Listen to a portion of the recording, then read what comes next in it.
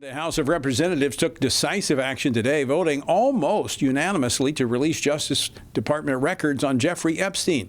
The vote comes after President Trump, who has consistently maintained he had no involvement in Epstein's crimes, ended his opposition to the measure, allowing Congress to focus on transparency and accountability.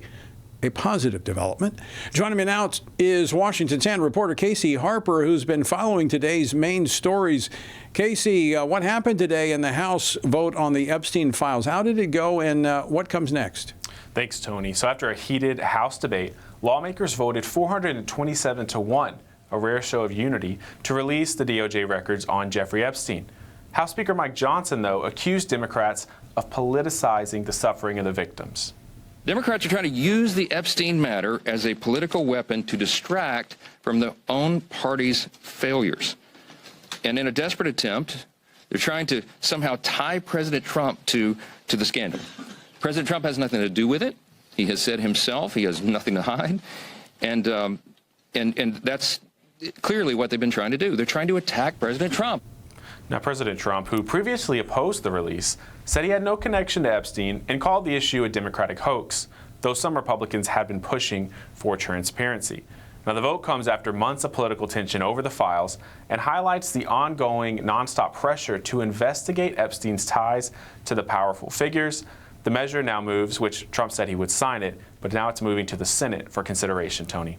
Well, Casey, this is exactly what I've been calling for, transparency. I mean, there's nothing to hide. There's nothing to hide. Just put it out there. I think this goes to the issue of a lack of trust that the American people have in the government, and transparency is one way to rebuild it. All right, on the other end of Pennsylvania Avenue, President Trump hosted the Saudi Crown Prince, Mohammed bin Salman. Casey, what is the readout on that meeting? Sure, Tony. So President Trump met with the Saudi Crown Prince, as you said, and they discussed the Abraham Accords, with Trump saying he got a positive response. Now, the Crown Prince stressed that Saudi Arabia wants to join the Accords while ensuring a clear path for a two-state solution in Israel for the Palestinians. Trump also announced, and this is important, a U.S.-Saudi defense deal, which includes the sale of those important F-35 fighter jets. And he said a civilian nuclear deal could be possible in the future. We're going to have a deal. They're going to purchase F-35s. They're buying them from Lockheed, and it's a great plane. We make, by the way, the best military equipment. You saw that during the Iran little skirmish. We make the best planes, the best missiles. We make the best offensive missiles. We make the best military equipment in the world. Now, the president's right about that. We do make the best planes, which is why Israel is concerned about Saudi Arabia having them. They're watching this issue closely, with officials emphasizing that any sale of those planes has to be tied to Saudi Arabia formally normalizing relations with Israel. Because right now, the IDF is the only military in the region who has the F-35, Tony. Well, and this brings into question current federal law that says that Israel will have qualitative advantage militarily. We'll have to see how that works out.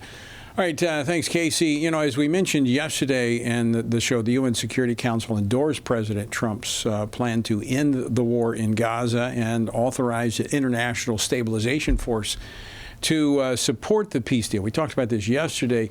What has been the reactions to this UN resolution? Well, Tony, it may surprise you or not, but Hamas terrorists have rejected the resolution. They say it doesn't protect Palestinians' rights. As you know, Hamas is very concerned about Palestinian rights. But they're also concerned about the whole area being put under international control. And Israeli Prime Minister Benjamin Netanyahu is meanwhile calling for Hamas to be expelled from the region. It's kind of amazing that hasn't happened yet. He made those comments a day after the UN Security Council endorsed President Trump's plan. Now, that measure passed with 13 votes in favor and none against. However, Russia and China, they did abstain, arguing the plan gives the U.S. too much power and leaves the UN with too little power. Now, U.S. Ambassador to the United Nations, Mike Waltz, said after the vote that the resolution offers a path forward for Palestinian self-determination. Per the carefully negotiated language in the 20-point plan, this resolution charts a possible pathway for Palestinian self-determination after the Palestinian Authority has completed the necessary reforms, where rockets will give way to olive branches and there is a chance to agree on a political horizon. It dismantles Hamas's grip It ensures Gaza rises free from terror's shadow, prosperous and secure. Grand optimistic words there. Now, the resolution supports the first phase of last month's agreement between Israel and Hamas, which was the ceasefire and hostage release, and now it lays the groundwork for a transitional governing body and future reconstruction of Gaza. It also authorizes an international force tasked with demilitarizing Gaza. President Trump, he's calling the vote a moment of historic proportion, Tony. All right, thanks, Casey.